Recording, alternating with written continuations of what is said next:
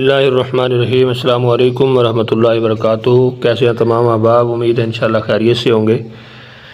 آج انشاءاللہ ہم فصل نمبر 10 آج آخری سبق پڑھیں گے، جس میں اسم ظرف اور اس طرح اسم اعلیٰ پڑھیں گے۔ اس میں ہمارا الحمدللہ آج علم الصرف اولین کا جو حصہ نمبر اول ہے وہ اختتام پذیر ہو جائے گا انشاءاللہ۔ امید ہے انشاءاللہ آپ کو سمجھ آ گیا ہوگا۔ اس حوالے سے اگر آپ کا کوئی بھی کویسچن ہے شروع سے لے کے آخر تک، آج کے لیسن تک، تو آپ مجھے پوچھ سکتے ہیں۔ میں انشاءاللہ کوشش کروں گا آپ کو جواب دوں، یا آپ واٹس ایپ پہ بھی مجھ سے رابطہ کر سکتے ہیں۔ نمبر میں آپ کو اسکرین پہ دے دیتا ہوں، آپ جب بھی چاہیں اس نمبر پہ رابطہ کر کے آپ جو بھی پوچھنا چاہیں آپ پوچھ سکتے ہیں۔ تو آئیے آج کے سبق کا آغاز کرتے ہیں۔ سبق کا آغاز کرنے سے پہلے آپ سے گزارش ہے کہ اگر ابھی تک آپ نے ہمارے چینل کو سبسکرائب نہیں کیا تو چینل کو ضرور سبسکرائب کریں اور ساتھ بیل کے نوٹیفیکیشن کو بھی پریس کریں، تاکہ آنے والی جتنی بھی مزید ویڈیوز ہیں ان کو نوٹیفیکیشن آپ کو بر وقت ملتا رہے۔ آئیے آج کے سبق کا آغاز کرتے ہیں۔ الحمدللہ والصلاۃ والسلام علی رسول اللہ، اما بعد، رب اشرح لی صدری ویسر لی امری واحلل عقدۃ من لسانی یفقہوا قولی، اللہم فقہنا فی الدین، رب یسر ولا تعسر وتمم بالخیر وبک نستعین۔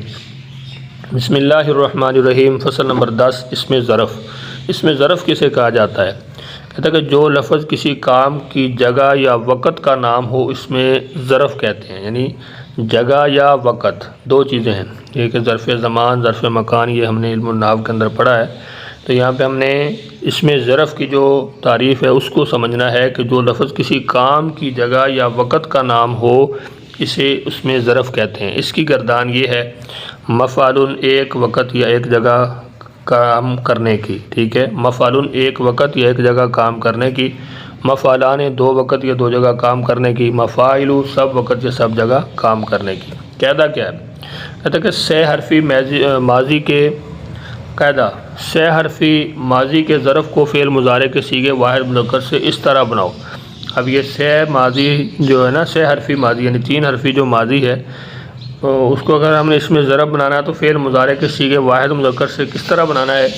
علامت مضارع کو دور کر کے اس کی جگہ میم مفتوح لگاؤ۔ سب سے پہلے علامت مضارع ہم نے دور کرنی ہے، میم مفتوح لگا دینا ہے۔ عین کلمہ اگر مضموم ہے تو اس کو زبر دے دو، ورنہ اس کی حالت پر چھوڑ دو۔ یعنی اگر عین کلمہ مضموم ہے تو اس کو ہم نے زبر دینی ہے، اگر زبر ہے تو پھر اس کو چھیڑنے کی ضرورت نہیں ہے، ورنہ کہتے اس حالت پہ چھوڑ دو۔ آخری حرف پر تنوین زیادہ کرو۔ یہ تنوین ہم نے پچھلے بھی دو جو ہم نے پڑھے ہیں اس میں فاعل مفعول، تو یہاں پر بھی کیا کرنا ہے؟ آخری حرف پر تنوین زیادہ کرنی ہے، جیسے ینصر سے منصر، یضرب سے مضرب اور یسمع سے مسمع، ٹھیک ہے۔ یہاں پہ را جو ہے ساکن ہے لیکن ساکن نہیں ہے، یہاں پہ زبر آئے گی۔ جب ماضی سہ حرفی نہ ہو تو اس میں ظرف و اس میں مفعول دونوں ایک طرح ہوں گے، یعنی جیسے اس میں مفعول سہ ماضی کے علاوہ یعنی تین حرفی ماضی کے علاوہ نہیں آئے گا تو اس میں ظرف بھی نہیں آئے گا، ٹھیک ہے۔ آگے اس نے اس کی نظم لکھی، آگے سوالات ہیں۔ مضرب، منصر، مقتل سے اس میں ظرف کی گردان کرو۔ مضارب، مساجد، مدارس کے معنی بتاؤ۔ دو جگہ مارنے کی، وہ زمانے مدد کرنے کے، ان کی کہتا ہے کہ عربی بناؤ۔ آگے اس میں اعلیٰ، فصل نمبر 11۔ اس میں اعلیٰ کسے کہتے ہیں؟ جو لفظ کسی اوزار یعنی کام کرنے کی چیز کا نام ہو اسے اس میں اعلیٰ کہتے ہیں۔ اعلیٰ یعنی کسی چیز کا نام، کوئی کام کرنے کا، کوئی اوزار کی کوئی چیز ہے تو اس کو اس میں اعلیٰ کہیں گے ہم صرف کے اندر، علم الصرف کی اصطلاح میں اس کو اس میں اعلیٰ کہیں گے۔ جو لفظ کسی اوزار یعنی کام کرنے والی چیز کا نام، اوزار کی آگے اس نے وضاحت کیا ہے، اوزار کس کو کہتے ہیں؟ کام کرنے والی چیز کو نام ہو تو اس کو کیا کہتے ہیں؟ اس میں اعلیٰ کہتے ہیں۔ گردان یہ ہے مفعول، ایک اعلیٰ کرنے کا، مفعلان، دو اعلے کرنے کے، مفاعل، سب اعلے کرنے کے، ٹھیک ہے۔ مفعلتن یا کہ مؤنث ہے، ایک اعلیٰ کرنے کا، مفعلتان، مفاعل، مفعال، مفعال، مفعالان، مفاعل، ٹھیک ہے۔ یہ سب یہ جمع کے اور واحد تثنیہ جمع کے صیغے ہیں۔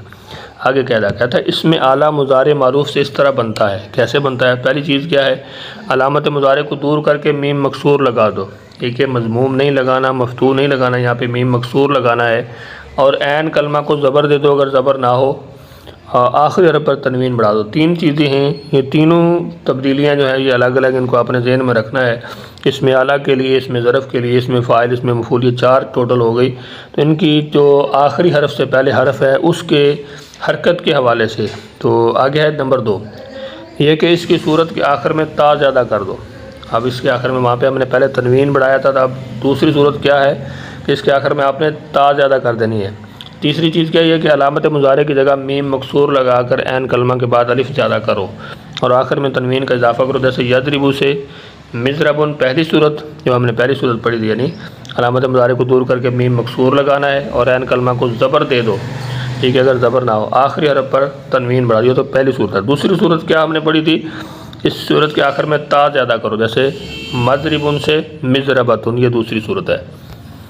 اب تیسری صورت کیا ہم نے پڑھی تھی کہ یہ کہ علامت مضارع کی جگہ میم مکسور لگا کر عین کلمہ کے بعد الف زیادہ کر کے اور آخر میں تنوین زیادہ کر دو، جیسے مضرابن، یہ تیسری صورت ہے۔ تو یہ ہمارا الحمدللہ آج اسم اعلیٰ کا جو سبق ہے یہاں سے ہمارا حصہ اول کا اختتام ہو رہا ہے۔ آگے سوالات ہیں۔ مضربن، ٹھیک ہے، مارنے والا ایک آلہ، مفتاحن کھولنے والا، مقراضن کاٹنے والا ایک آلہ، ٹھیک ہے، مسمعن مناصر و مفاتیح کے معنی بتاؤ، ان کی عربی بناؤ، دو آلے سننے کے، سب آلے مارنے کے۔ کہتے ہیں کہ علم الصرف پہلا حصہ ختم ہوا۔ الحمدللہ ہمارا یہاں پہ علم الصرف اولین کا جو پہلا حصہ وہ ختم ہو چکا ہے۔ تو اگر آپ کہیں گے، ڈیمانڈ ہوگی آپ کی، تو انشاءاللہ ہم علم الصرف آخرین جو ہے وہ بھی پڑھیں گے، دوسرا حصہ بھی پڑھیں گے، لیکن پہلے ہم ترجمۃ القرآن جو ہے وہ دوبارہ سے کنٹینیو شروع کریں گے اور اس کو انشاءاللہ اللہ کی توفیق سے مکمل کرنے کے بعد آگے کوئی نیا سلسلہ شروع کریں گے۔ امید ہے انشاءاللہ یہ مکمل کتاب جو آپ نے اسباق پڑھیں آپ کو سمجھ آ گئے ہوں گے۔ اگر کوئی چیز آپ کو سمجھ نہیں آئی تو جیسا کہ میں نے شروع میں بتایا آپ پوچھ سکتے ہیں۔ اپنا بہت سارا خیال رکھیے، مجھے اپنی دعاؤں میں یاد رکھیے۔ ملتے ہیں انشاءاللہ نیکسٹ لیسن میں ترجمۃ القرآن کے ساتھ۔ اللہ حافظ۔